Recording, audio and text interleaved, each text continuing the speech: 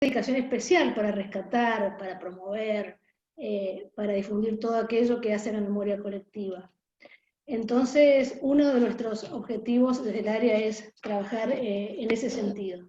Siempre pensamos que cuando nos preguntamos cada año dónde está Julio López, qué pasó con Joana, qué pasó con Santiago, qué pasó con Facundo, qué pasó con Gisela Gutiérrez, dónde están los cuerpos de nuestros y nuestras desaparecidas, ¿no? Cuando nos seguimos preguntando, hacemos memoria. Mientras querramos saber qué pasó, hay memoria. Y yo creo que leer este libro será eso, ¿no? Hacer memoria. Así que bueno, les invitamos a escuchar a quienes tienen a cargo la presentación del libro y nuevamente desde el área nuestras felicitaciones a quienes han hecho posible que hoy estemos acá en este encuentro con personas tan queridas y con un proyecto tan hermoso como es este libro. Así que bueno, yo no sé si Patricia nos está escuchando y ella quiere presentar a los presentadores, o Laura, o continúo yo. Patricia, ¿tiene sonido? ¿Tiene? ¿Me escuchan? Sí. ¿Se escucha? Bueno, Sí. pongo la tapa del libro. Bueno, este es el formato papel. La mayoría de los ejemplares quedó en la facultad a partir de la fecha en que pasó lo que pasó. Eh, Vamos a subir el PDF del libro y ya está subido en el sitio Academic. Entonces, bueno, para todos y todas las invitadas que hay, decirles que está disponible en la plataforma Academia Edu. Y bueno, eh, es un placer tener de presentadores a quienes nos van a acompañar. Eh, por un lado, Nazareno Bravo. Te agradecemos, NASA, que participes en esta actividad. Sabemos que estás muy metido con el arte también, pero bueno, contamos con vos y nos gusta que estés en esta presentación. Y bueno, Norma, querida Norma, siempre contamos con vos como testimoniante, como amiga, como militante. Y bueno, nuestro libro un poco quiere reflejar también las historias de militancia de los 70. Historias tal vez muy sumergidas, como decimos en el libro, muy ocultas, muy cotidianas incluso, de organizaciones. Es un placer que esté María Lloren, que esté también Mercedes Moyano, hermana de Juan Luis Moyano, jesuita amigo de Llorens. Bueno, es un placer contar con Marta Remón, Susana Blechman, bueno, con muchos militantes que nos han dado sus testimonios, que nos acompañan, y nosotros de alguna manera también queremos militar la investigación, ¿sí? Que esta investigación sirva para conocer estos relatos y estas situaciones que pasaron en Mendoza, y también queremos que la universidad tenga visibilidad en esos territorios. Bueno, creo que empieza Nazareno. Muchas gracias, Patricia. Gracias también por la invitación. Como decía Silvana, siempre es una alegría cuando se publica un libro, así que contento de que me hayan invitado a participar de esa alegría, y más cuando es un libro que creo que trascienden mucho lo académico y se instala también como una herramienta más a nivel político, social, o sea, como se ha ido dando también la lucha por memoria en nuestro país, que tiene mucho que ver también con una memoria activista, ¿no? No una memoria solo de rememorar, sino también de una memoria que sirva para comprender la actualidad, así que, bueno, gracias. Voy a comentarles, no a nivel tan pormenorizado, capítulo por capítulo, porque creo que no el sentido, sino más bien una mirada general sobre un libro que me gustó mucho leer y que también me dejó algunas inquietudes que se las voy a transmitir, no en plan de preguntas y respuestas, sino más bien como para seguir pensando. Muchas de las personas que estamos acá nos vamos a seguir encontrando, y en ese sentido algunas inquietudes que me surgieron con el libro y que creo que es un poco el objetivo de cuando uno publica, que queden más preguntas dando vuelta de las que el libro propone. Tomo como referencia para iniciar lo que también toma el libro en la introducción de Benjamin, cuando propone pensar la ciudad como una forma de comunicación y que por lo tanto puede ser leída como mensaje, ¿no? La ciudad, el territorio, podríamos decir nosotros, para moldarlo a la propuesta del libro. Desde la sociología pensaba que podía hacerse un complemento de esa idea benjaminiana, y decir que si la ciudad puede ser leída es porque es escrita por hombres y mujeres de carne y hueso que hacen la historia en su vida cotidiana. Digamos, va desarrollándose la historia al calor de la transformación que las personas provocamos. Y en este sentido, los trabajos que se compilan tienen mucho que ver con un momento en el que ese hacer la historia tuvo que ver con proyectos transformadores, proyectos colectivos, momentos en los que la política incluía conceptos, ideas fuerza, como el de transformación, revolución, ¿no? Palabras que después del golpe quedaron bastante en desuso, cuando más necesarias son, tal vez. Y en ese sentido, la recuperación de historias que propone el libro me parece que es sumamente interesante y que nunca van a ser suficientes. Siempre va a hacer falta seguir rememorando, seguir encontrando referencias en ese pasado que nos permitan comprenderlo para saber en qué estamos hoy, ¿no es cierto? Sin seguir el orden que le han dado a nivel de los capítulos, pensaba que el libro podía distinguir dos tipos de organizaciones, ¿no? De referencias hacia organizaciones o experiencias de organización, unas más de tipo político, movimentista, si se quiere, en el que podría incluir los trabajos de Violeta, mismo de Patricia, el de Violeta sobre el PRT, el de Patricia de la pre y post Mendozazo, bueno, lo de los exiliados chilenos, digamos, hay una clave de lectura ahí que tiene que ver con formas de participación netamente políticas de la época, y otra que tiene que ver más con una cuestión más territorial, más ligada al derecho a la vivienda, y a la vez son formas de organización que están sumamente ligadas entre sí, se entremezclan indefectiblemente. Es también una marca de época como todas las formas de organización, o muchas formas de organización, de participación, de involucramiento, quedaban enmarcadas en una perspectiva de la política bien general, y que, como les decía, incluía el objetivo de la transformación y de la revolución social, ¿no? También, y acá un comentario así al pie, está incluido los trabajos de Laura y de Gerardo. No tengo una pésima memoria para los nombres, pero creo que son los trabajos que hacen referencia a la represión, ¿no?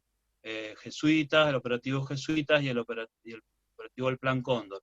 Hay una inquietud que siempre he tenido con este tipo de trabajos sobre los 60 y 70, es que hay una forma de narrar esas historias en las que uno empieza a leer y es la organización, la solidaridad, la colectivización, y viene el golpe y corta eso de cuajo, digamos. Muchos de los trabajos que hacen referencia al pasado reciente es como si empezaran súper bien y terminan súper mal, para decirlo en palabras poco coloquiales. Pero digo, ahí me parece que hay algo para seguir charlando, desde cómo presentar este tipo de narración sobre lo que somos.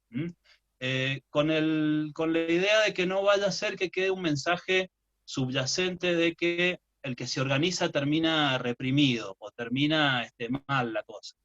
creo que hay que darle una vuelta ahí, que inclusive puede hasta tener que ver con el orden en el que se presentan los capítulos, con una manera de presentar la historia, que hay que darle una vuelta para que no sea ahí las últimas páginas nos dejan ese sabor un poco amargo, como todo lo que se liga a la dictadura.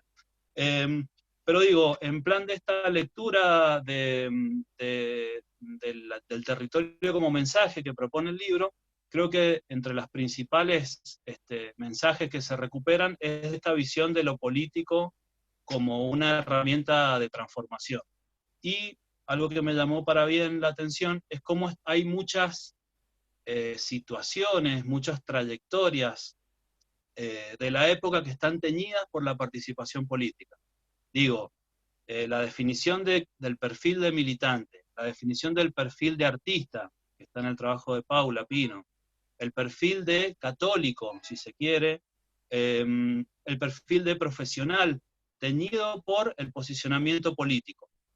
¿Se es un buen profesional? Sí, hay una vinculación con la militancia barrial en este caso. ¿Se es un buen cristiano? Si hay un compromiso con... Si es un buen artista. Digo, esa es una forma de leer la realidad de la época que queda bien reflejada en el trabajo que han hecho, y que creo que forma parte de la recuperación de una memoria organizativa, de una memoria activista, ¿no?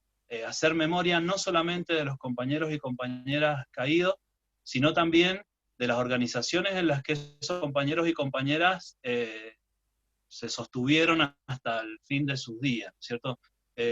Creo que es la versión de memoria que a mí más me interesa, una memoria que permita actuar en el presente y no solo recuperar hechos del pasado con todo lo valioso que eso tiene, ¿no? Pero creo que acá se da una conjunción dada también por el perfil de la gente que lo ha escrito el libro, en el que no solamente es gente que se sienta a escribir, sino que también tiene una participación activa en distintos espacios, y de ahí también los intereses que han ido quedando plasmados en este.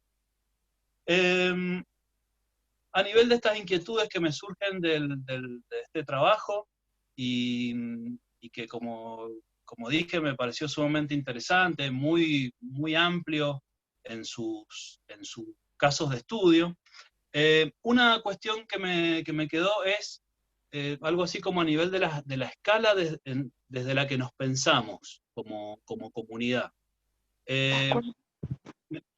Me surge la inquietud de si lo barrial es tan central en la época de los 60 y 70 en comparación a cómo lo percibimos ahora.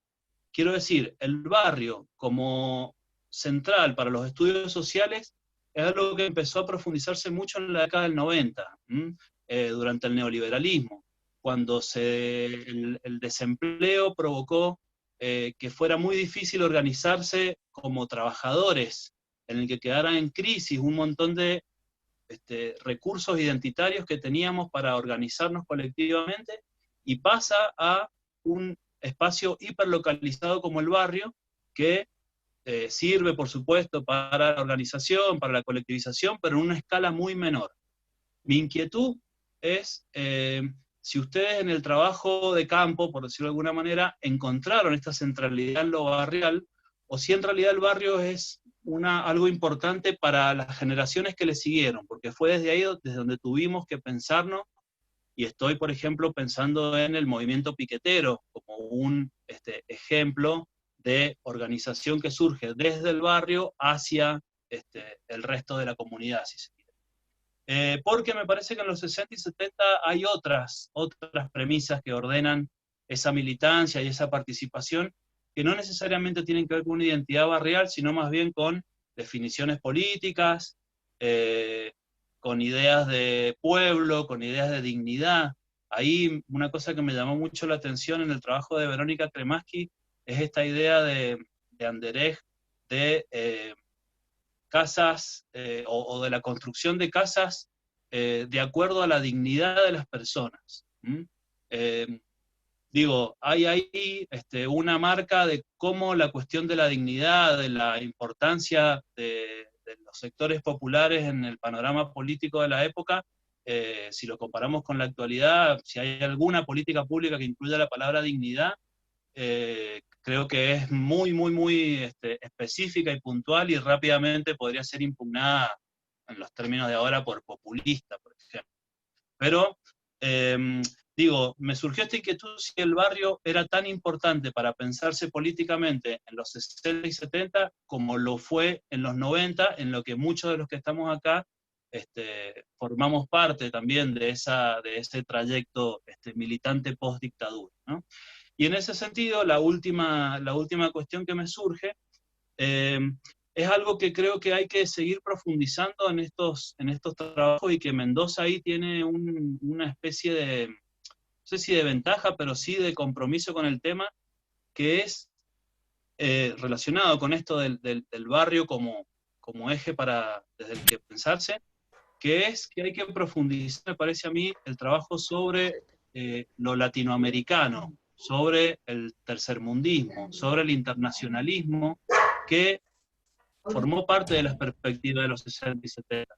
Hay puntas directas, digo, los curas definidos como tercermundistas, pero quiero decir, muchas veces esta cuestión de localizar los trabajos, que es algo que hacemos todos, nos ha, me parece, bloqueado un poco la perspectiva de lo latinoamericano, que también formó parte del bagaje político de la época, y que en muchos casos le dio sentido a pensar esa revolución no para la Argentina, sino en términos continentales o tercermundistas, ¿no?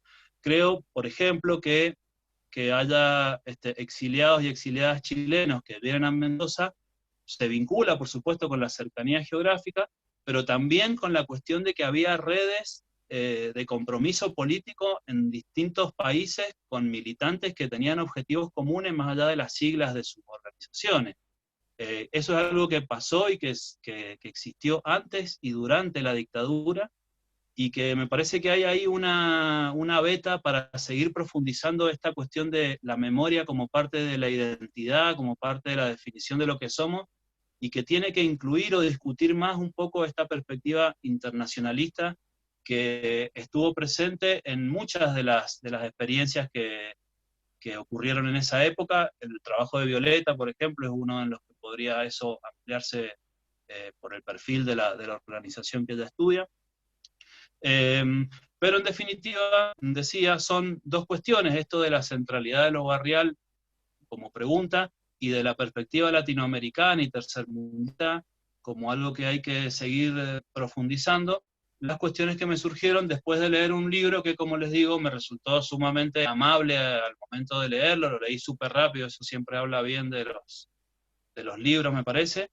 Y bueno, agradecer la oportunidad de formar parte de esta presentación, y bueno, dejar el compromiso a que sigamos pensando lo local, ojalá en un diálogo más complejo con lo nacional, lo latinoamericano, que creo que son las puntas que hay que seguir desentrañando para poder dar cuenta de la intensidad de los 60 y 70 como época, y como época para mucha militancia que hoy reivindicamos, pero que no solamente hay que reivindicarla en las palabras, sino en la vida cotidiana, en nuestra profesión, en nuestra militancia. Así que bueno, creo que el libro suma a esa posibilidad de comprender de dónde venimos, y con un poco de suerte tratar de empujar los márgenes de la realidad hacia una realidad más solidaria, más colectiva, más humana, que es un poco el legado que nos han dejado esos compañeros y compañeras en otra generación. Así que muchas gracias.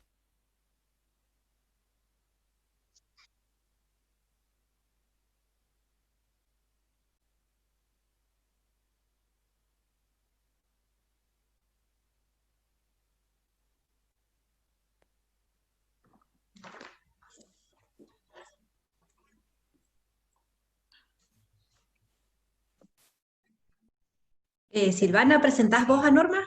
Sí, sí, estamos todos, estaba diciendo, estamos todos silenciados por la administradora. Se escucha bien ahí, ¿no? Bueno, escuchamos ahora a Norma Zamboni, educadora popular, Durante los 60 y los 70 trabajó en los barrios del oeste junto a Macuca Llorens, participando en la organización de la comunidad y de la Escuela Redonda. También fue una de las impulsoras de centros educativos de adultos de los barrios del oeste. Y bueno, y está conectada en esta tecnología, así que es una grosa total. Hola Norma, buenas tardes, te escuchamos. Buenas tardes. Bueno, yo ante todo quiero agradecerles haber haber editado este libro, haber compilado todos estos trabajos que reflejan los distintos aspectos de los trabajos y de las luchas que se hicieron en los años 60 y 70. Eso es para cada uno de los autores y para los que han trabajado y han hilvanado, hilado y articulado todos estos trabajos, para mí un agradecimiento, porque esto evita el olvido. Y el olvido no es bueno, sobre todo cuando se ha vivido una época de grandes experiencias, de mucha lucha, de mucho dolor, de muchos compañeros que hoy no están por una u otra razón, por desaparecidos, por etcétera. Entonces, me parece excelente la presentación de Nazareno.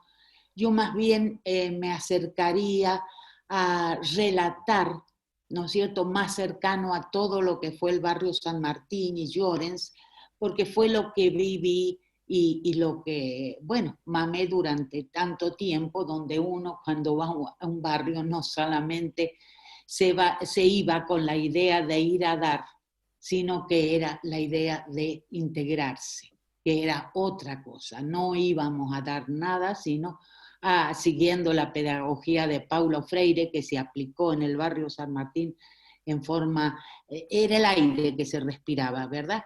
Entonces eso nos daba una gran iniciativa y una gran influencia. Mis actividades y mis experiencias estuvieron muy cercanas y muy relacionadas al padre Llorens. Y yo creo que el padre Llorens ha sido como un hilo conductor, no solamente en los trabajos en el barrio, sino como decía Nazareno, tuvo una trascendencia de lo provincial y de lo internacional, tanto con su trabajo, con su estilo, con su trayectoria dentro de los sacerdotes del Tercer Mundo, de haber asumido plenamente el posconcilio y después haber aplicado la nueva Iglesia de los Pobres, que parte de Medellín y de Puebla. Bueno, es toda una historia lo de Llorens, que fue siempre un profeta, un activador, quien, ¿cómo decir?, era un convocante, era el que gestaba actividades de todo tipo y con todas las personas. Entonces yo creo que esa acción de Llorens se trasladó a muchas otras actividades, como por ejemplo lo muy cercano de las viviendas que se hicieron por ayuda mutua y esfuerzo propio, que es todo un capítulo sumamente interesante.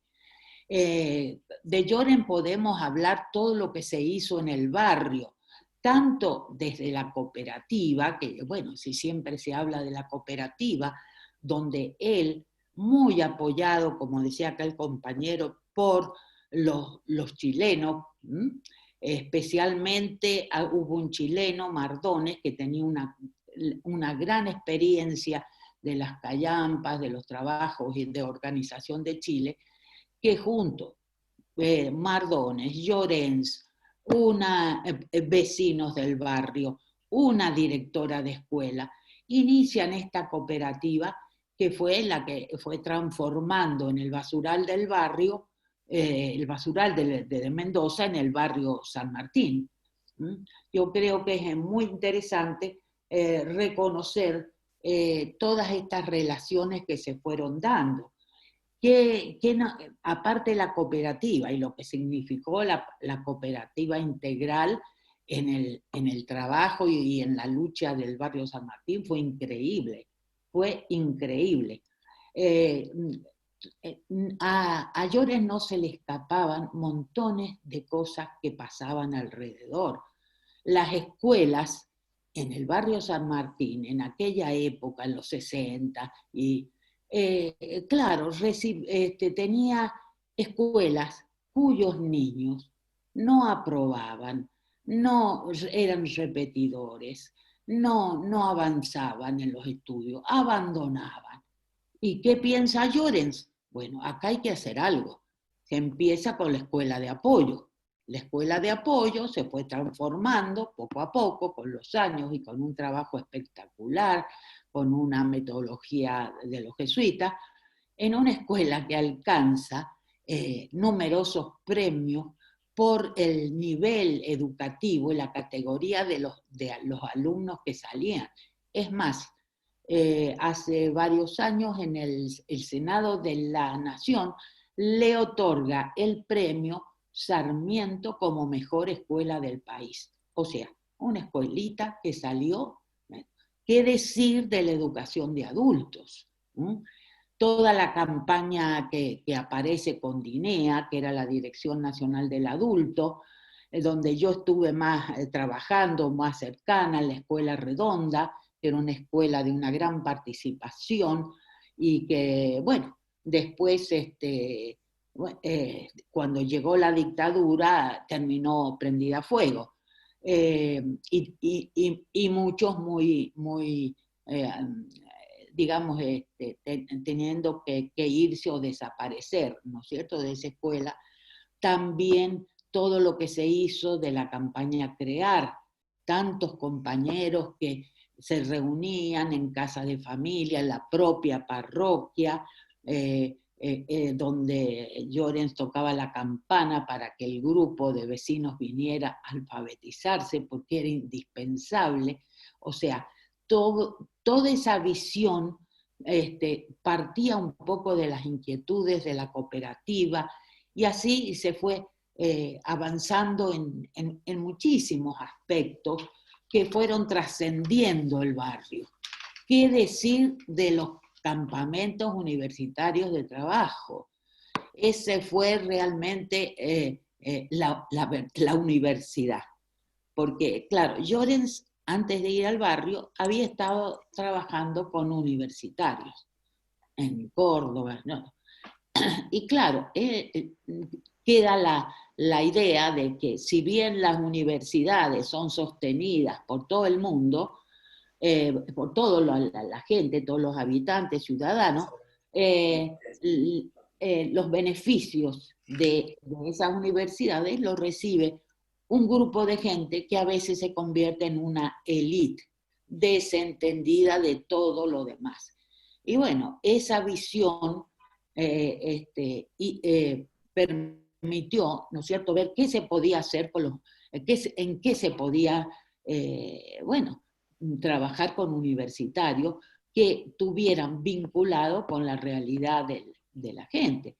Y así es como nacen los campamentos universitarios de trabajo en el 64, comienzan acá en el barrio San Martín, se extienden a otras provincias y con mucho esfuerzo, pero así pasan cientos y cientos de universitarios que entraban al barrio no a dar,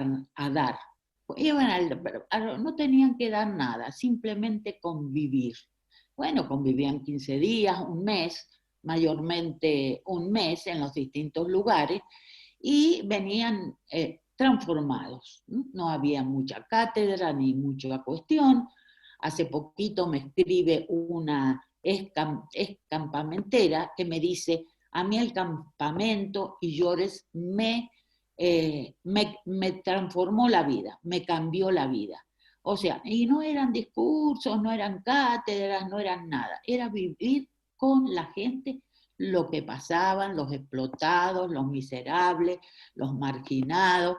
Bueno, eso fue. Y esas experiencias se trasladan no solo a nivel nacional, sino también a nivel internacional, fueron importantísimas.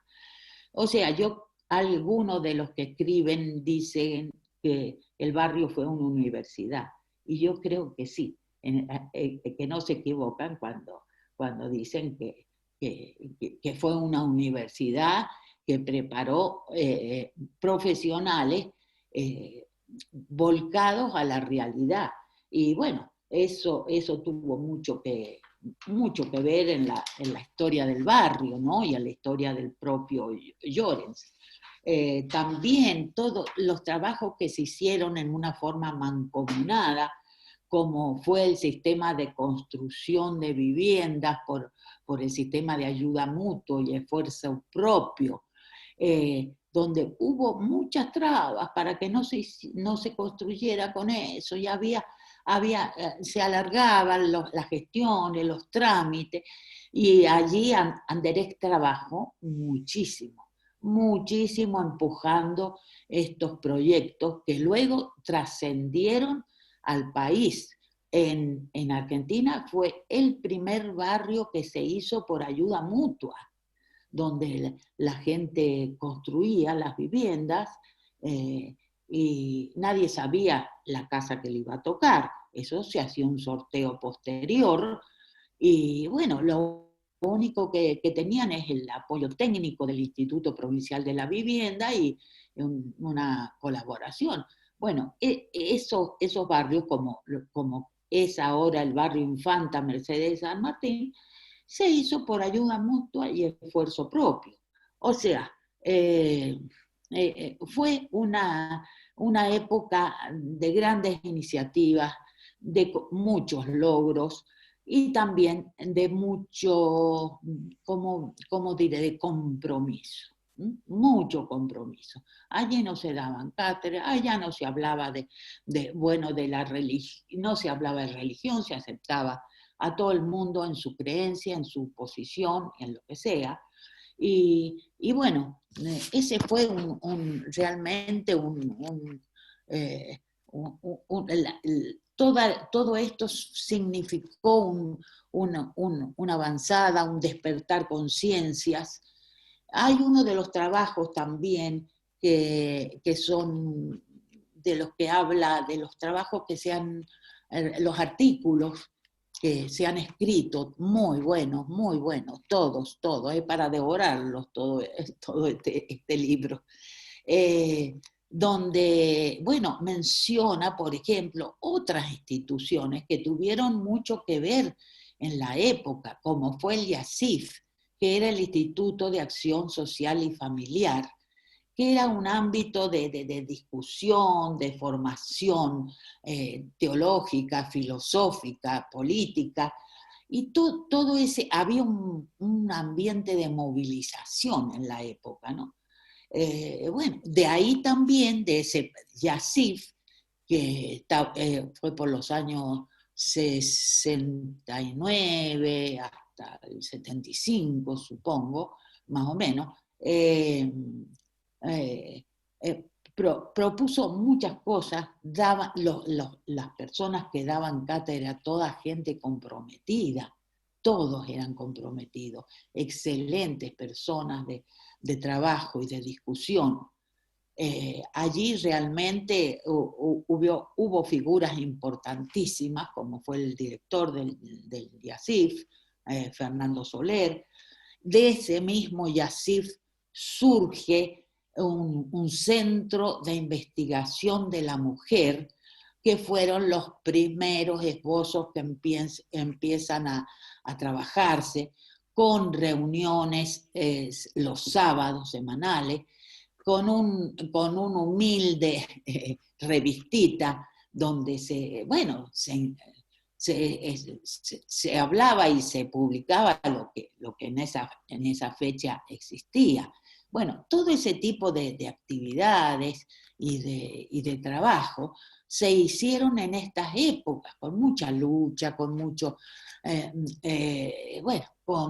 con fracasos, con distanciamientos, en fin, como son realmente siempre todos los proyectos que no salen, ni son no sé, un nido de rosas, ni son un camino allanado, sino al contrario, siempre son llenos de obstáculos. Y bueno, todo este de trabajo que se fue haciendo, todo este movimiento, toda la influencia de la teología de la liberación, de la filosofía de la liberación, todo eso que impregnaba las situaciones, era el aire un poco que se estaba viviendo. Y bueno, todo eso y toda la gente que trabajó muy cercana a Llorens, mucha gente, ahora a través de los juicios de lesa humanidad que se están llevando a cabo, cosa maravillosa, porque está saliendo al aire montones de situaciones que estaban escondidas propiamente. Entonces ahí aparece lo que la propia justicia habla de los juicios de lesa humanidad. Y allí se trata, por la misma justicia, de lo que fue todo el tratamiento antijesuita, todo bueno, y ahí aparece cómo Llorens y tanta gente fue vigilada y perseguida durante muchos años, ¿no? De manera que cuando cae la dictadura, cae muchísima gente que estaba colaborando en el barrio, que tenían su trabajo en el barrio, y luego tendrían sus opciones políticas. Todos ellos caen, y bueno, hay desaparecidos. De los directamente relacionados a la parroquia, hay 8 desaparecidos. Que, bueno, y eso fue enseguidita de caer el golpe militar. Bueno, son cosas que felizmente se están destapando a raíz de los juicios de lesa humanidad. ¿Quiénes fueron responsables de todo eso? ¿Cómo fue el operativo antijesuita?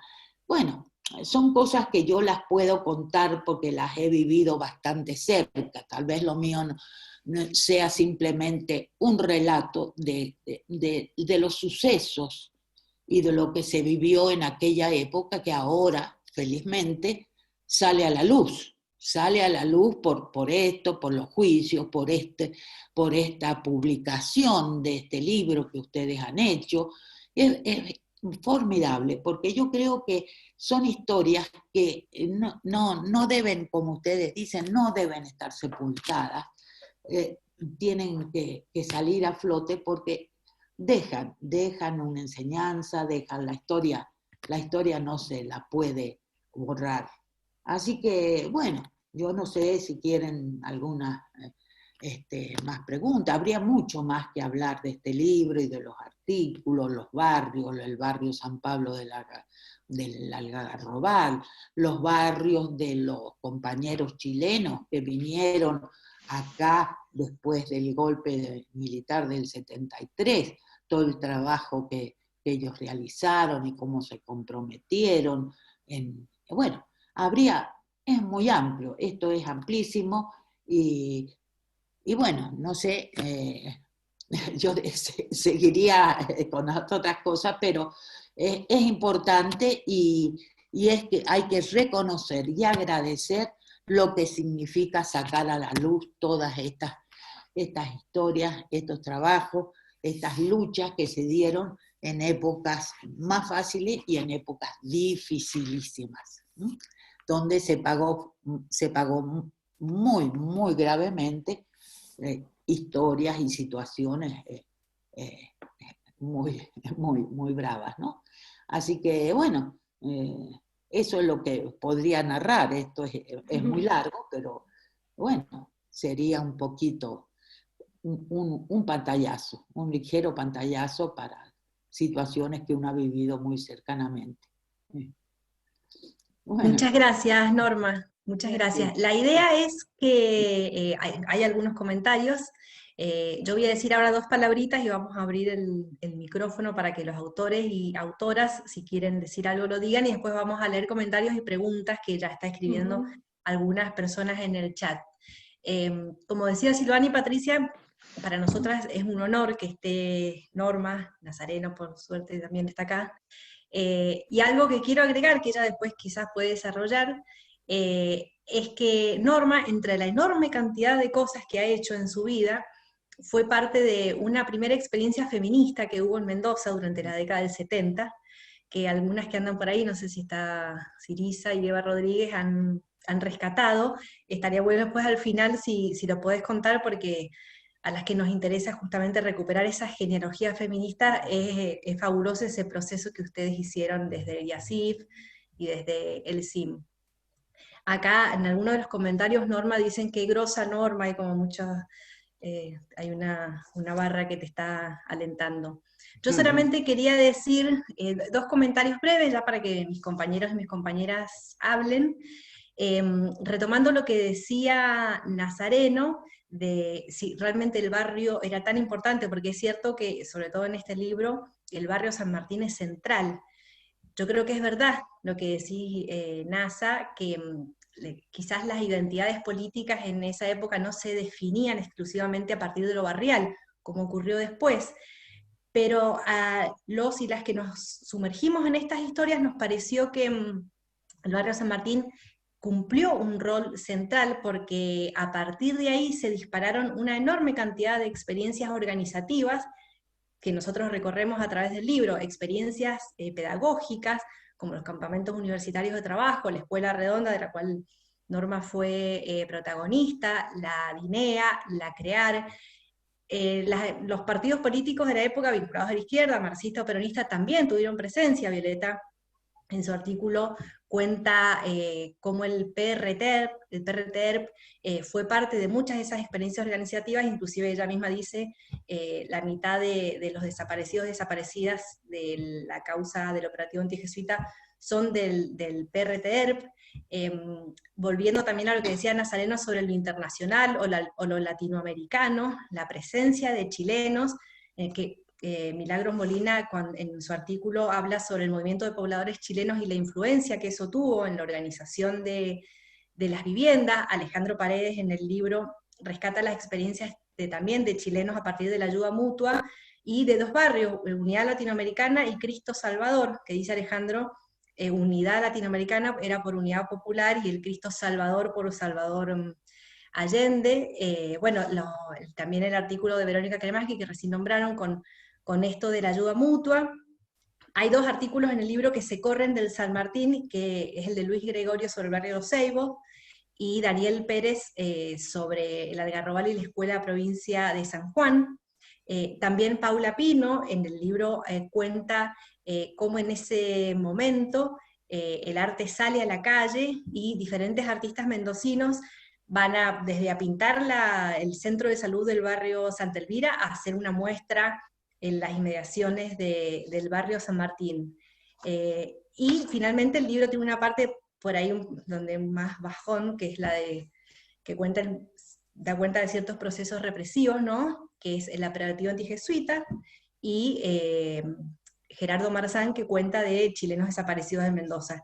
Y sobre esto último, quería decir que me parece que está muy buena esa advertencia que haces, Nazareno, sobre que, por decirlo de alguna manera, que las memorias de la represión no ensombrezcan las memorias de la lucha, de la organización y de la movilización.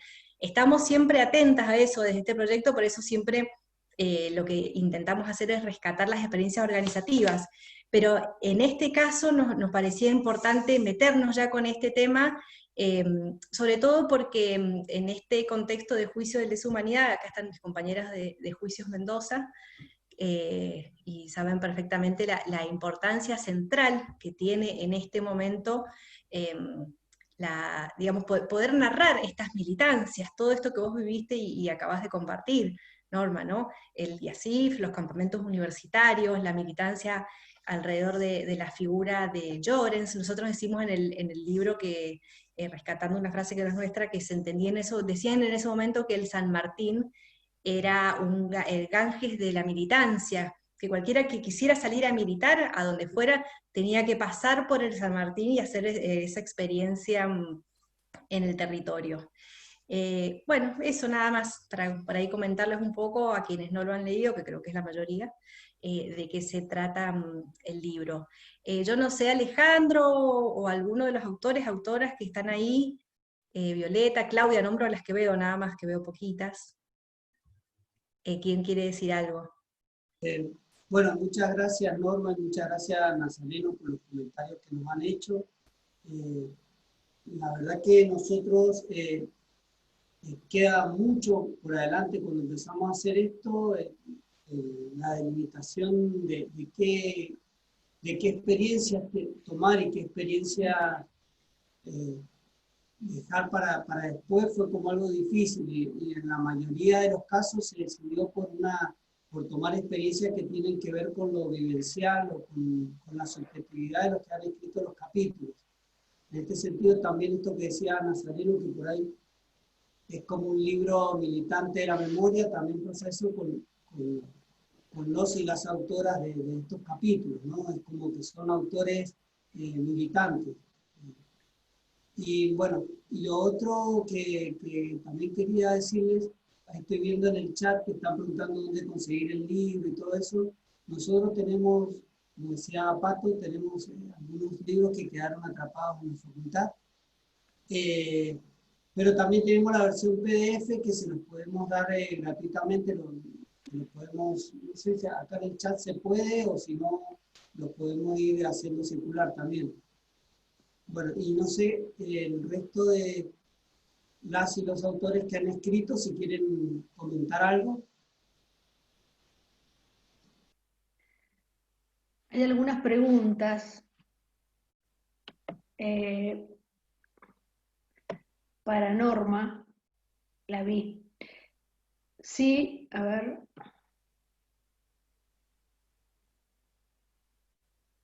Sofía, pregunta Norma si el Yasif, si en el Yasif estaba Alieda Verhoeven. Alida Verhoeven. Sí. Alida Verhoeven. No, ella estaba en el IPH, en lo que hoy es la Fundación Ecuménica de Cuyo, la Alida. Y tuvo mucho que ver, estaba muy en contacto con Llorens. Y bueno, hizo un trabajo, la Lida fue una líder realmente que fue un puntal del ILPH, que era en aquel momento. Sí, que era pastora metodista. En ese sentido los metodistas trabajaban muy bien con el pastor Pagura y toda esa gente, sí. Y otra pregunta sobre qué era la Escuela Redonda.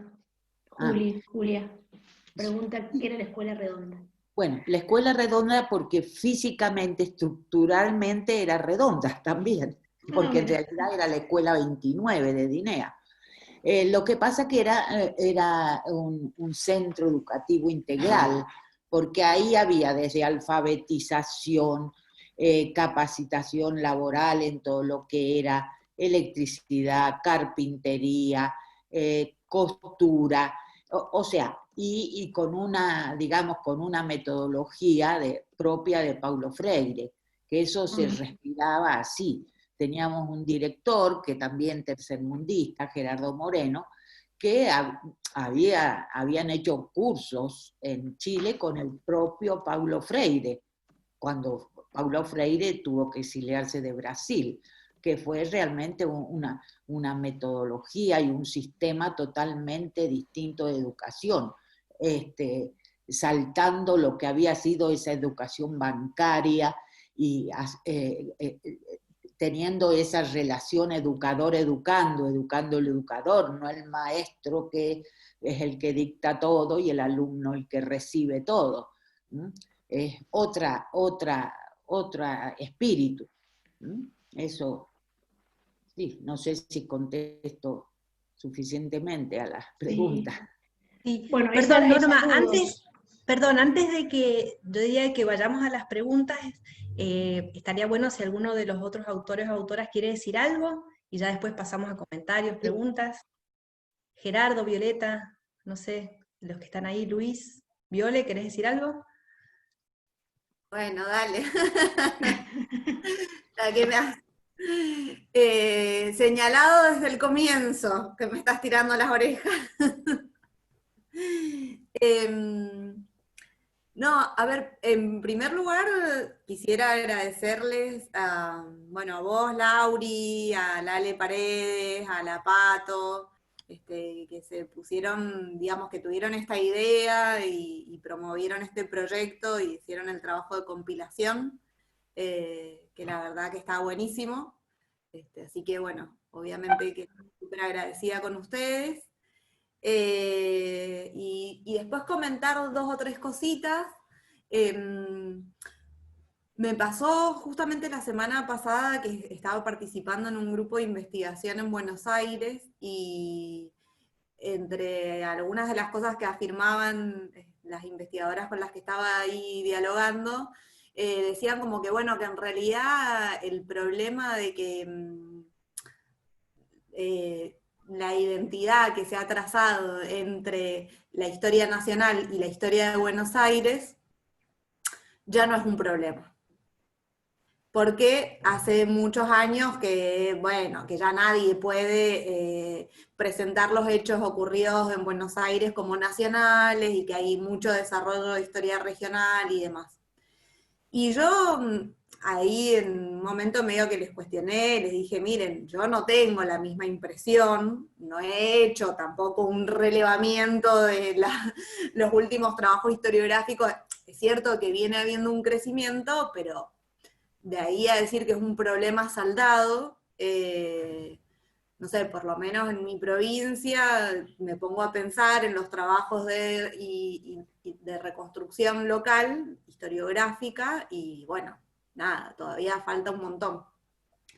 Entonces ahí ellos decían, no, bueno, pero hay centros muy importantes de historia local en Córdoba y en Rosario, y como que se quedaban ahí, no se podía salir mucho más de ahí, ¿no? Después por ahí aparece algo en la Patagonia y demás.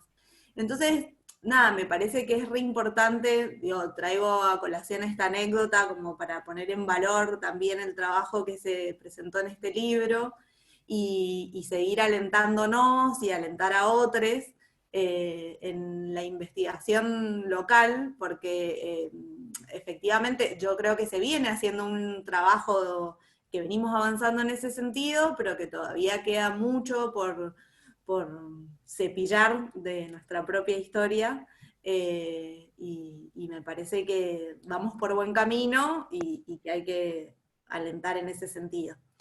Y después, yo también me anoté los planteos del NASA, como para pensar algunas cuestiones.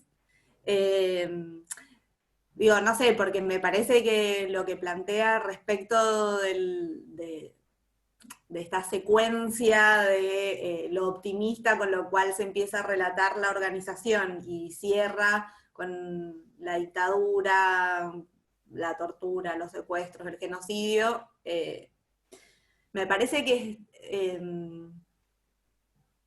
un buen planteo para pensar, digamos. No sé, creo que solemos hacer esa exposición porque así fue la cronología histórica, pero de todas maneras la preocupación que él comparte creo que es una preocupación que en general tenemos, respecto de no presentar una visión derrotista de nuestra propia historia y de poder reconocer y reivindicar las experiencias elegidas por los compañeros. Entonces me parece que también está bueno pensar si se nos ocurre alguna manera creativa de hacer otro tipo de presentaciones de nuestras narraciones o de ordenamiento, o ver qué vuelta le damos.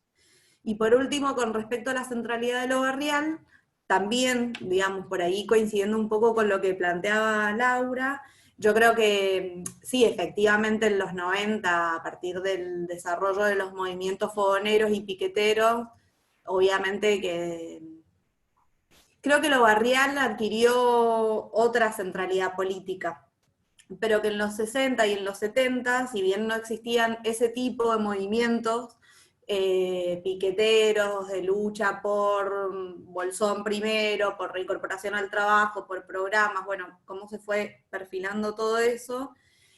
Sin embargo, el barrio, también es cierto que en los 70 había mucha centralidad de la militancia concentrada en la clase trabajadora organizada sindicalmente. Pero creo que el barrio tuvo un montón de elementos políticos, creo, como que estoy tratando de hacer un repaso rápido de experiencias a nivel nacional y también en la provincia. Si bien el barrio San Martín, bueno, como decía Norma, medio que fue una universidad y yo creo que fue una experiencia de esas que sacuden y que sacudieron a muchas generaciones, no muchas generaciones, a muchas delegaciones que pasaron por los campamentos universitarios y por esa experiencia, pero hubo mucho trabajo también en otros barrios, ¿no? Pienso como en el barrio Flores y la disputa histórica por los terrenos de con la universidad, que no me va a salir, el Virgen de Cuyo, puede ser, en Godoy Cruz, que también... Virgen del Valle. Virgen del Valle, que también había otro cura tercermundista, y de hecho hay dos cuestiones que pienso, una por ejemplo, que para las organizaciones políticas de la época un elemento muy importante era la proletarización, y la proletarización no se reducía exclusivamente a ir a trabajar a una fábrica, sino que también en muchos aspectos fue irse a vivir al barrio y compartir ahí esas condiciones de vida.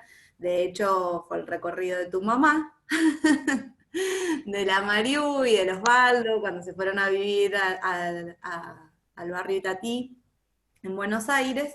Y, por ejemplo, en Mendoza misma, el surgimiento del PRT está muy asociado a ese grupo de militantes que se conocían del barrio Luzuriaga y del barrio Gutiérrez, en Maipú, y que tenían trabajo en las uniones vecinales. En las uniones vecinales además tenía mucho trabajo el Partido Comunista. Es decir que eso, creo que con características muy distintas a las de la actualidad, era un escenario político así como bastante importante. Bueno, es... Bueno, ¿alguien más de los autores o autoras? Si no, leemos algunas de las preguntas. Hola, buenas tardes. ¿Qué tal? Saludo a todos. Bueno, quería agradecerles también a Nazareno por sus comentarios, a Norma por toda la experiencia que nos compartió, exquisito, todas las cosas que ha estado contando, y por supuesto a Patricia Chávez, a Laura Rodríguez, a Alejandro Paredes, que desde el equipo vienen trabajando hace tiempo ya en la Facultad de Ciencias Políticas y desde la Cátedra de Historia Social, todo lo que vendría siendo la historia reciente de Mendoza desde una perspectiva que creo que aporta mucho. En mi caso, para el trabajo del arte de los 70 ha sido muy importante el trabajo que han venido haciendo ellos, y también desde ese punto agradecerles la ampliación y tener en cuenta la diversidad de maneras de abordar los años 70 desde desde los distintos activismos, las distintas militancias, las distintas perspectivas para abordar esas militancias en distintos espacios de la vida social, ya desde lo barrial hasta también pensar en el arte como una manera de activismo y de aportar a las militancias de los 70. Desde ese punto también, bueno, agradecerles esa diversidad que nos incluye al arte, a la arquitectura y a otros lenguajes, además de por supuesto, la perspectiva que vienen ellos trabajando hace tiempo ya. Bueno, agradecerles esta oportunidad también, y al equipo bueno, creo que es uno de las cosas que están buenas del libro, tratar de hacer un abordaje amplio más allá de la escala barrial y ver cómo esto, justamente el barrio, era un punto de conexión. En el caso de los artistas, que yo tuve oportunidad de entrevistar, todos se refirieron al padre Lorenz como un articulador de muchísimas actividades, a los campamentos universitarios, también como una instancia que era muy importante para todos quienes quisieran tener realmente una perspectiva, esto, de lo que decían, de contacto con la realidad social, que para los militantes del periodo realmente era importante. Entonces, la verdad que creo que está bueno la perspectiva del libro de indagar en esta situación. Bueno, era eso, muchas gracias.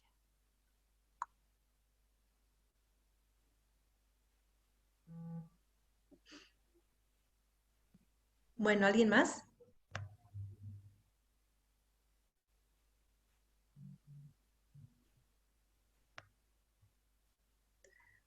Bueno, en ese caso, mientras, ¿te parece, Silvana, leemos algunas preguntas, después alguno de los autores, autoras puede hablar? No sabemos, María Lloren, si vos tenés ganas de hablar, a nosotros nos encantaría, pero como vos quieras. También está la hermana de Moyano, bueno, quienes quieran hablar pueden hacerlo. No tengo Ahí creo. problema de Ahí está. hablar, pero es un poco, me emociona escuchar todo esto porque es parte, como decía Norma, de lo que hemos vivido de distintas maneras, ¿no? Y entonces me gusta, creo que me gusta más poder escuchar la opinión de todos ustedes sobre esto, que había muchísimo para conversar, por supuesto, no solamente de Llorens, sino después el impacto que tuvo toda su capacidad de convocatoria en un montón de gente, ¿no? Que después muchos entraron a la militancia, muchos están desaparecidos, que fue un sufrimiento grande para él en un periodo de su vida también, ¿no? Pero, no sé, creo que habría para la actualidad hay muchas preguntas y muchos desafíos diferentes a los que tuvimos en aquella época, en lo social, quizás mucho más graves en muchas cosas, ¿no? Y entonces hacer una especie no sé, de paralelos sobre la realidad de aquellos 60, 70, con lo que nos toca ahora, podría ser muy rico y muy interesante y muy necesario también, ¿no? Y también, de alguna manera, me interesó esa pregunta que hizo el compañero Nazareno. Si era tan importante en aquellos momentos, tan fundamental el trabajo barrial, como aparentemente es ahora, ¿no? Como centros de formación y de militancia. Y yo creo que tuvo la virtud de esa etapa de plantear las dos cosas en forma muy clara, porque en las organizaciones políticas era fundamental, ¿no es cierto?, tener contacto con los sectores populares, ¿no? O uno se iba a vivir ahí, y si no se iba a vivir ahí, en muchos casos no militaba, no podía militar. Entonces había una relación muy dialéctica, por otro lado, entre el territorial, los sectores populares, y por otro lado, en las militancias partidarias. Esas cosas no estaban separadas, para nada, al revés, creo que eran fundamentales, se cuestionaban un poco también las formas de encarar la política, ¿no? Creo que eso sería muy interesante también hacer un trabajo con ese, de alguna manera, y porque yo creo que la retomada posterior a la dictadura de todos los trabajos barriales tuvo que ver con los reivindicativos fundamentalmente en el periodo neoliberal. Y con lo político se iba incorporando, ¿no? Fue en estos momentos posteriores a la dictadura, por todo el miedo y por todo lo que había dejado en la secuela de muertos y desaparecidos. Entonces, yo entiendo que era lógico que lo reivindicativo primara y prima y sigue primando. más lo reivindicativo que lo político, ¿no? En cuanto a las expresiones barriales. Esa es la gran diferencia, me parece, que tuvimos con esa época. En esa época pensábamos que podía cambiar verdaderamente el mundo, ¿no? Ahora estamos en otra situación y en otras, ¿cómo se llama? En otras, no por la derrota, ¿no? Sino también porque estamos en otra época totalmente desafiante, en donde el poder es muy grande por los sectores privilegiados. Entonces, ya nadie se lo plantea, ni se plantea tampoco lo mismo que nos planteábamos en la época del 70. Pero bueno, es nada más que una forma de participar con ustedes. Se queda mucho para conversar, me parece, ¿no? Me agradezco muchísimo esto que han hecho, porque creo que para todos de ese momento, más para las luchas actuales, es muy importante. Son experiencias acumuladas, y yo creo que justamente de las experiencias acumuladas pueden salir las buenas experiencias o las buenas prácticas, como se dice ahora, cosa que no me gustó mucho, pero creo que es muy valioso recolectarlas. En Córdoba yo no sé si se ha hecho tanto, que también ha habido muchas, yo ahora en Córdoba, y en Santa Fe tampoco, porque yo estuve viviendo en Santa Fe, en una villa también un tiempo, porque era una de las condiciones ¿no? que los que militábamos.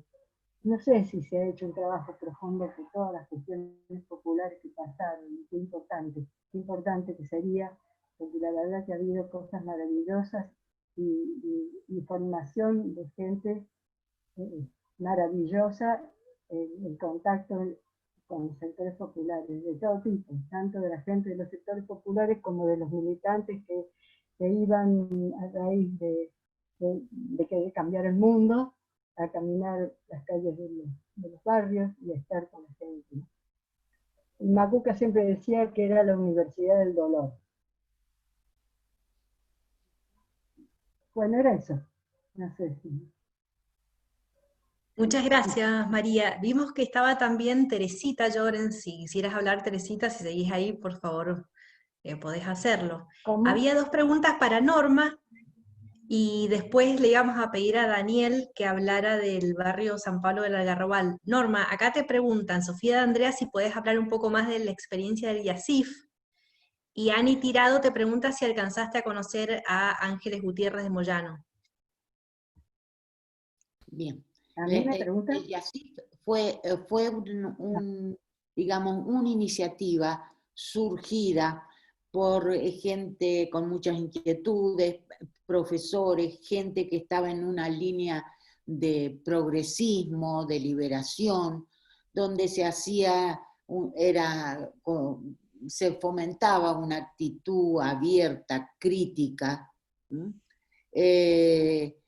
y tuvo mucho que ver porque le abría la cabeza a muchísima gente, ¿no?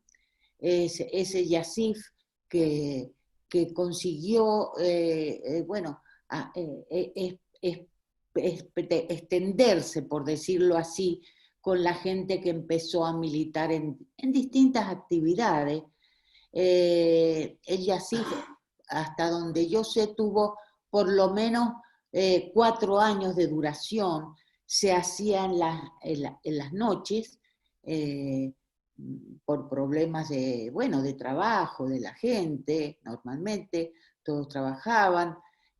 Por allí desfilaron gente como Dussel, como Bracelis, como Concati, como otros chilenos muy capaces. Bueno, es de los que me acuerdo, la doctora Astorga, la psicóloga, que nos daban un conocimiento y una amplitud muy grande. Además, era un sistema de trabajo muy comprometido, es decir, no estaba el profesor por un lado, sino había mucha familiaridad en el trato, en la forma de participar. Eso se vivió así durante varios años, y tal vez faltó tiempo faltó tiempo después para tener más prácticas sobre terreno. En fin, yo creo que fue una experiencia muy valiosa, muy valiosa. Y de allí surge, con las mujeres que existíamos ahí, surge el Centro de Investigación de la Mujer digamos, en la época en que empezaban a surgir los primeros planteamientos, y bueno, teníamos bastantes lecturas de feministas, no se llamaba así, sino se trabajaba por la promoción de la mujer, más que feminismo, así como se lo entiende ahora. En fin, había charlas semanales, bueno, hacíamos. Luego otra de las compañeras siguió muy bien, trabajando en la radio, daba, bueno, charlas cada tanto, fue invitada ella ella es Anabela Teresa Yáñez, fue invitada a otros países para que, bueno, contara la experiencia y para ella misma nutrirse de las nuevas corrientes que había en relación a la promoción de la mujer, como se decía en esa época. Sí, no sé si contesto la pregunta. Y respecto a la segunda pregunta, que si me la repiten se lo agradezco. La segunda pregunta que me hicieron... Si tuviste la posibilidad de compartir con Ángeles Gutiérrez de Moyano, la docente sí, que está desaparecida. Sí, vivía cerca de casa. En alguna oportunidad fuimos a visitar a la penitenciaría, a Moyano, a Luis Moyano, que era uno que estaba estudiando, ya un estudiante de los jesuitas, y que bueno, que trabajó muchísimo, Juan Luis Moyano, en la campaña Crear de educación en teatro popular. Era un hombre muy correctísimo y de una gran capacidad de innovación y con ella fuimos en una oportunidad a visitar a Juan Luis Moyano, sí. A Juan Luis Moyano, con ella fuimos a visitar a Ángeles Moyano. Yo no tuve un trato más estrecho con ella, nos conocíamos, en esa oportunidad fuimos juntas, pero no sabría dar más noticias de ella. Acá Norma te pregunta Natalia Nassif si opresión y marginalidad de la mujer en el orden social machista fue escrito en ese contexto que describís. Sí, por supuesto, en ese contexto, con los trabajos que estábamos haciendo, se sintetizaron, se hicieron, y fue publicado por Humanitas, pero en realidad parte del YACIF, ese libro. Sí, eso es, sí. Gracias, Norma. No sé, Daniel, si estás ahí, si querés contestar como te preguntaban por el barrio San Pablo del Algarrobal, si podés contar algo. Hola, bueno, buenas tardes a todos. También no tengo muy buena iluminación ahí, pero bueno, espero que se pueda ver. ¿Se escucha bien ahí? Bajito, ¿Hay pero sonido? listo. Sí, bien. Agradecer también, como han precedido los autores del libro, a Alejandro Paredes, a Patricia Chávez, por darme la oportunidad de poder participar en este proyecto tan lindo, a Laura Rodríguez también como coordinadora de la compilación, agradecer a las presentadoras también y a Nazareno, que nos han hecho tan bonito encuadre y presentación.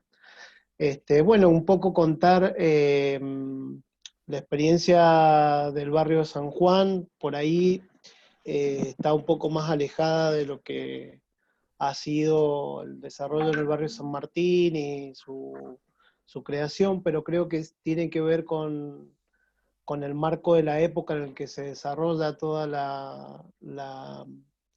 la comunidad y todo este auge que había de organización social en la década del 60 y 70, ¿no?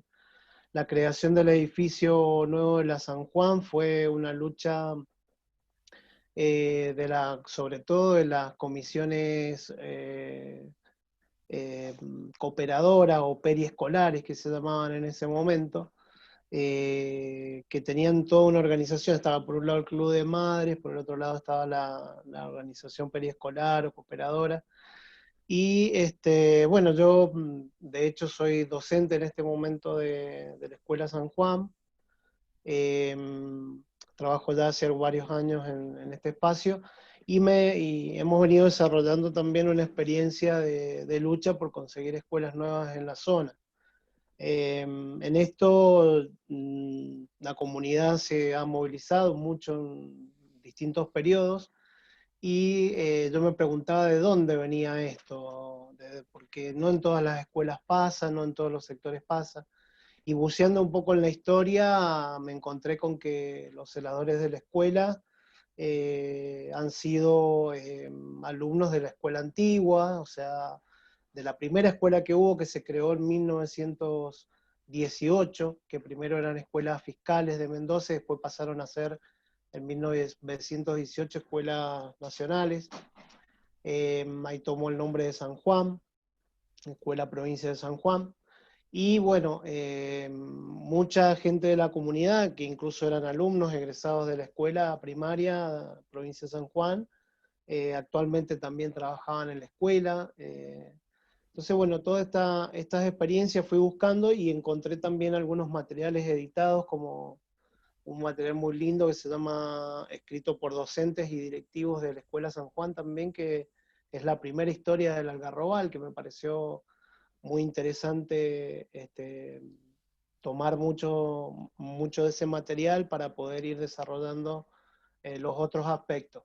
La Escuela San Juan en este momento, digamos, está enmarcada en un sistema productivo que se dedica principalmente a la producción del ladrillo. Antiguamente eran sectores de bodegas y viñedos. De hecho, el barrio San Pablo era parte de la bodega Galarraga, que era que sigue estando y sigue funcionando, pero eran terrenos de ellos que con el tiempo y con la crisis del agro en la década del 60 aproximadamente comienza a decaer toda esta producción vitivinícola y de huerta, y comienza a desarrollarse sobre todo lo que es la industria del ladrillo, también por una demanda muy importante de la construcción. Entonces, bueno, en este marco, rescatar un poco cómo ha sido también mi intención, ¿no? Con el trabajo y aportar a esa década, aportar desde otro lado por ahí a esa experiencia, es como la gente organizada, la gente también con este compromiso de poder resolver sus necesidades, que también van un poco en el espíritu de la época, esto de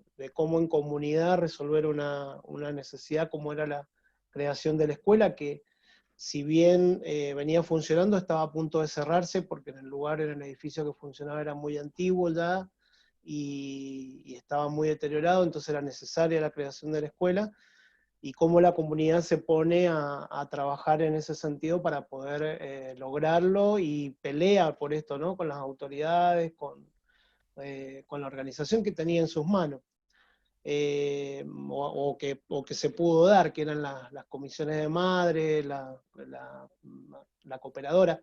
Y de esa forma fueron desarrollando actividades, como actividades sociales también, que se siguen haciendo, telotería, cenas, etcétera, etcétera, para poder ir aportando a la escuela. Y me pareció muy interesante en la historia, ¿no?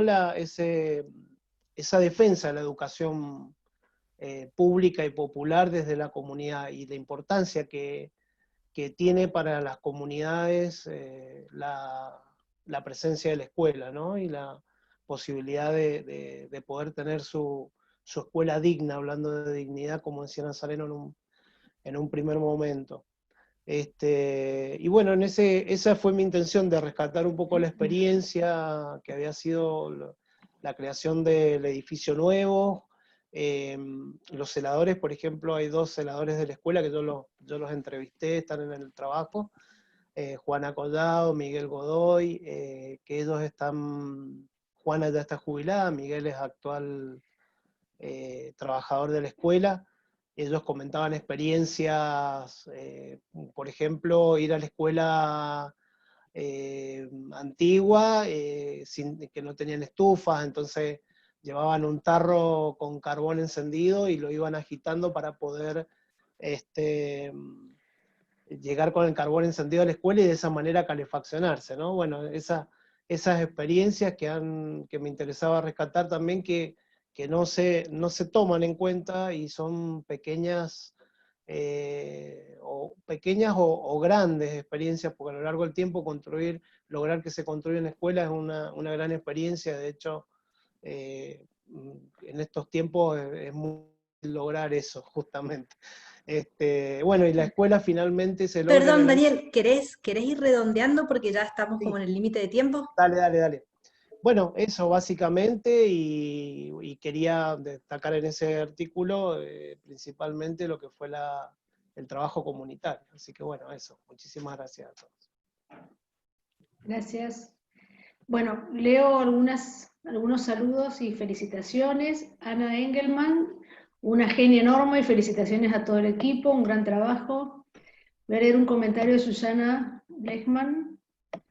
Es muy importante para los movimientos sociales, políticos y sindicales de nuestra provincia contar con tantos investigadores militantes que nos aportan constantemente con las memorias y las experiencias de otros momentos de nuestra historia reciente. Estos trabajos son imprescindibles para dar a luz a las luchas actuales. Muchas gracias a todos, y particularmente a Norma por su generosidad y sencillez para explicar procesos muy complejos.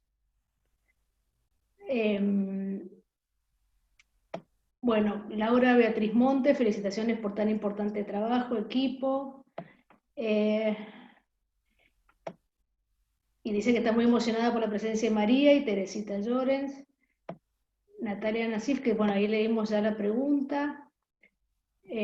Ana Pistone, que mujeres maestras. Emociona escuchar tantas experiencias aleccionadoras. Muchísimas gracias. Ese es un mensaje de Analía Tirado. Alejandra Siriza dice, me maravilla escucharles, esto es darle densidad a la trama de la historia. Mil gracias por los aportes, Norma. Gustavo N., muy buen trabajo y mejor presentación, cuánta memoria, muy necesaria. Felicitaciones por el libro y por la presentación de hoy. Muy bueno el trabajo de Daniel, dice Nazareno. No sé si se me está pasando alguno. Aisa Honorato, felicitaciones a todos, especialmente al gran Ale Paredes. Marina Ampudia, felicitaciones por el trabajo, la presentación y la charla. Río Sal de Buenos Aires. Es de Río Sal de Buenos Aires. María Eugenia Durante, felicitaciones por el excelente trabajo, me interesa poder leer el libro, si es posible saber dónde enviar un mail para conseguirlo o dónde poder descargarlo, muchas gracias. Ahí recién Alejandro puso en el mismo chat, está donde poder bajar el libro en PDF. Yo no sé en formato papel si alguna de los o las autoras quieren decir dónde conseguirlo, algún contacto. Ahí Patricia dijo al comienzo que hay algunos libros en papel, pero quedaron encerrados en la Facultad de Ciencias Políticas. De paso, quiero pasar un chivito, y es que el libro, que es el PDF del libro, lo pueden encontrar en la Mediateca del Espacio para la Memoria, que entran a www.espaciomemoria.com.ar. Si lo dije mal, Julia o Pauli, corríjanme. Ese es el primer chivo. Ahí van a encontrar un montón de materiales sobre la historia reciente de Mendoza. Y el segundo chivo es que recuerden que el 9º juicio por delitos de lesa humanidad es cubierto por el colectivo Juicios Mendoza, y quienes quieran seguir las crónicas, que en este momento justamente se está tratando el operativo antijesuita, pueden leerlas en nuestro Facebook, que es Juicios Mendoza, o en el blog, que es Juicios Mendoza 9 con el número, WordPress. Bueno, También en el chat está, Ana ha subido el link para que bajen el libro también. Ah, bien. Igual, bueno, también se pueden rescatar los libros si están en la facultad, ¿eh? Eso después lo podemos acordar y los rescatamos para quienes quieran estén interesados en el libro o papel. Ezequiel, felicitaciones a todos y todas, especialmente a Norma, porque se anima a todo, inclusive a esta tecnología. Bueno, eso es todo, Laura, por ahora. Bueno, yo diría que si alguien quiere decir algo más, y si no, ya vamos cerrando. Bueno, chicos, ¿cómo les va? Hablo muy cortito lo mío, porque ya estamos ya cerrando y ha sido larga la reunión. Y bueno, agradecer a Norma Zamboni por toda la buena onda y el aporte. Bueno, me dice decía que por ahí que si faltaba algo que dijera, me parece que es increíble todo el manejo de la historia de esa época. Y agradecer también a Nazareno Bravo por sus palabras, sus recomendaciones. En realidad, bueno, cuando contamos historias, esto de contar historias ahí a través de este libro, y bueno, es reconstruir, ¿no?, la memoria de aquellos que están desaparecidos, como en el caso de los militantes chilenos, que en el contexto de la Operación Cóndor fueron secuestrados aquí en Mendoza, y bueno, y estas luchas políticas obviamente tienen un anclaje en territorio, en espacios concretos, donde estos militantes, primero en Chile, pues en Mendoza, finalmente son desaparecidos. Son historias de militancia y historias de gente que luchó por una transformación radical de un país, de un sistema político, en un sentido socialista, ¿sí? Y bueno, y en un sentido revolucionario también.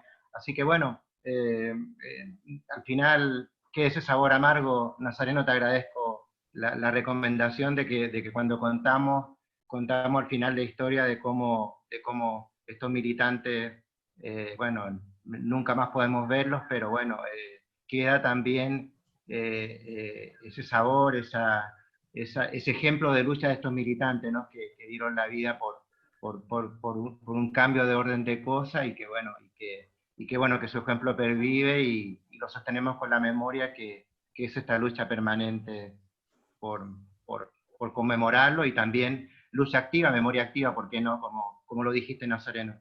Bueno, muchas gracias a todos por este espacio, por esta reunión. Muy lindo todo, chicos. Bueno, Natalia Nasif saluda a todos. Laura Montes dice que le interesa tener el libro papel, así que bueno, podemos hacer lo posible para después que las autoras y la directora del proyecto pueda comunicar que hay libros disponibles, porque hay gente interesada. Piqui dice, gracias Daniel por recuperar la memoria de nuestro querido Algarrobal.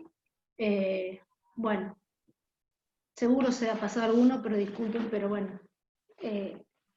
Daniel Pérez, gracias Nazareno.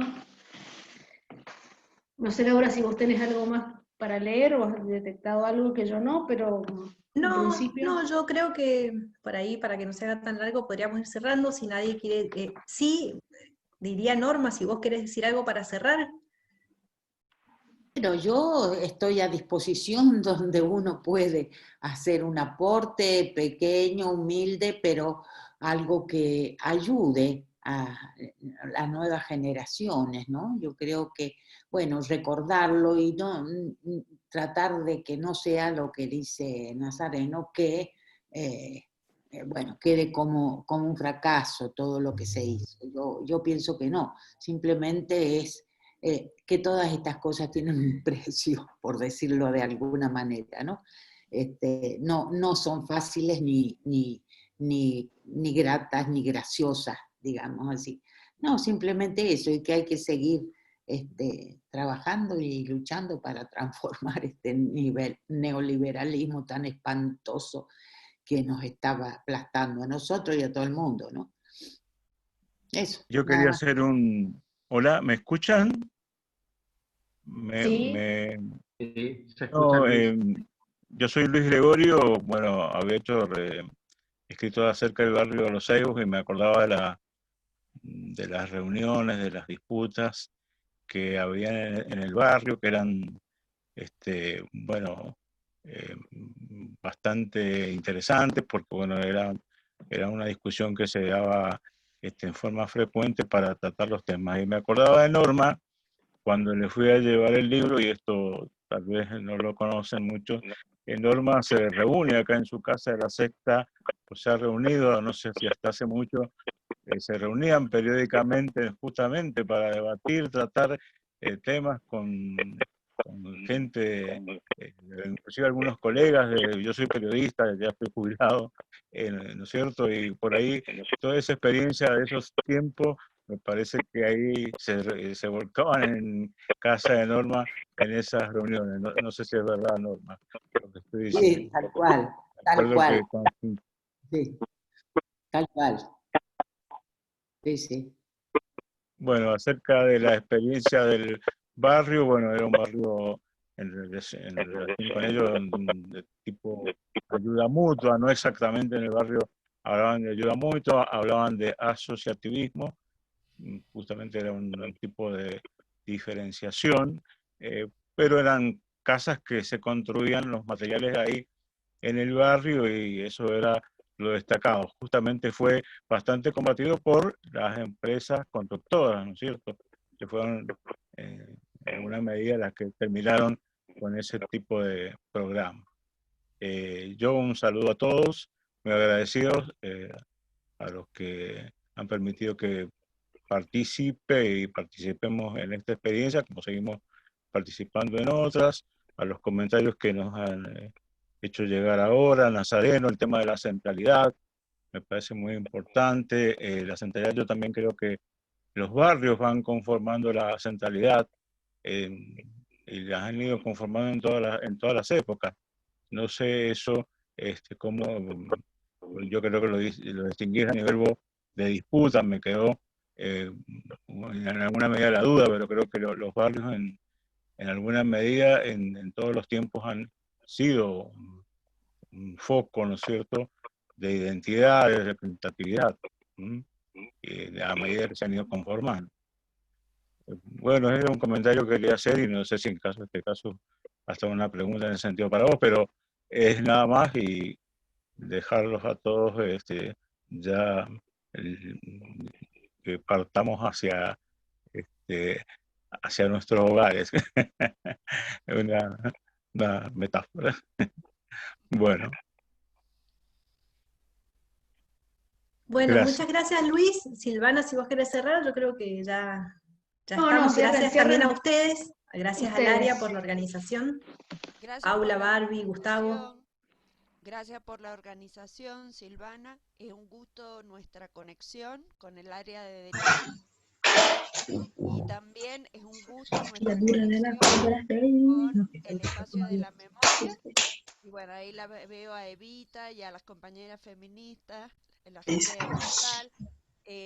Un gusto a toda la gente que nos va acompañando. Mercedes Moyano. Bueno, ha sido un momento muy lindo. Gracias, Silvana, por la organización. Gracias a ustedes. Hermoso, hermosa la presentación. Muy emotiva, interesante. Muy linda. Felicitaciones. Gran trabajo. Hola, Nahuel. Muchas gracias. Que estuvo ahí primera. Bueno, cerramos, Laura, si querés. Agradecer nada más y bueno, como dijo Patricia, estamos a disposición y recuerden que en la mediateca del Espacio para la Memoria pueden encontrar ese libro y otras publicaciones. Bueno, Chao, buenas tardes. Chao. Chao.